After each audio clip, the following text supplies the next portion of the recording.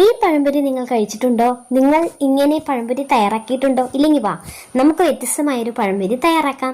അതിനായി മൈദ പൗഡർ അല്ലെങ്കിൽ മൈദ മാവ് എടുത്തിട്ടുണ്ട് 1/2 കപ്പ്. ഒപ്പം തന്നെ അരിപ്പൊടിയാണ് എടുത്തേക്കുന്നത് 2 ടീസ്പൂൺ. ആവശ്യത്തിന് പഞ്ചസാര എടുത്തിട്ടുണ്ട്. ഇനി നമുക്ക് ഒരു സാധനം വേണം, കോൺഫ്ലവർ ആണ്, അതൊരു ടീസ്പൂൺ വേണം.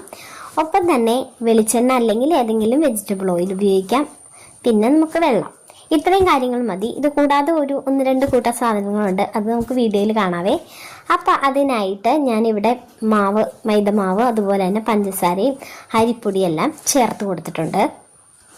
ഇനി ഇതിനകത്തേക്ക് ചേർക്കുന്ന സാധനം എന്ന് വെച്ചാൽ മഞ്ഞൾപ്പൊടി കുറച്ച്, ഒപ്പം തന്നെ ഒരിത്തിരി മുളക് പൊടിയും ചേർത്തിട്ടുണ്ട്.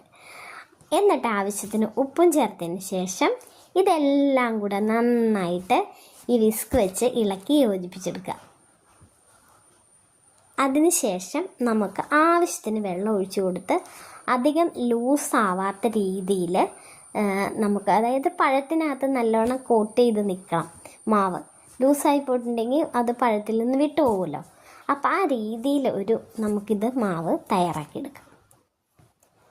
ഒത്തിരി ലൂസല്ല, ഒത്തിരി കട്ടിയല്ലാത്ത രീതിയിലാണ് മാവ് തയ്യാറാക്കേണ്ടത്. അപ്പോൾ ഇതാ റെഡി ആയിട്ടുണ്ട് കേട്ടോ.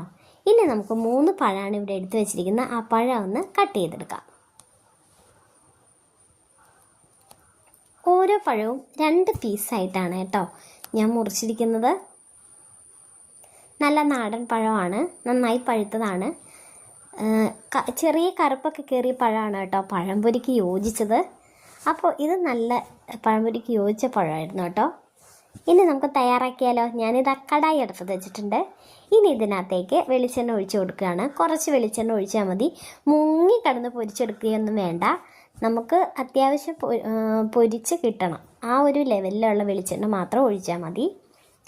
ഇനി നമുക്ക് 2 എണ്ണം വീതം ഇട്ട് കൊടുക്കാം കേട്ടോ. ഇനി അത് തിരിച്ച് മറിച്ച് വിട്ടെടുക്കാം. അല്പം പണി കിട്ടി ഗായ്സ്, ഇത് അടിയിൽ പിടിച്ചിട്ടുണ്ട്. കുഴപ്പമില്ല, ഈ പാത്രത്തിൻ്റെയാണ്.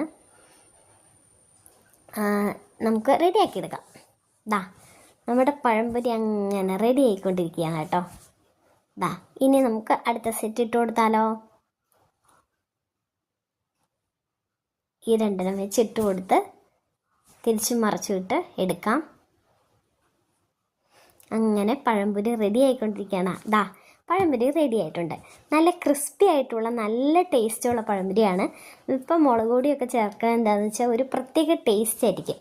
അപ്പം നിങ്ങൾ ചേർക്കാത്ത കൂടുതലായിട്ടുള്ള എന്തെങ്കിലും ഐറ്റംസ് ഇതിനകത്ത് ചേർത്തുണ്ടോ എന്ന് നോക്കുക, കമൻറ്റ് ചെയ്യുക, സബ്സ്ക്രൈബ് ചെയ്യുക. അപ്പോൾ പുതിയൊരു വീഡിയോ ആയിട്ട് വരാം.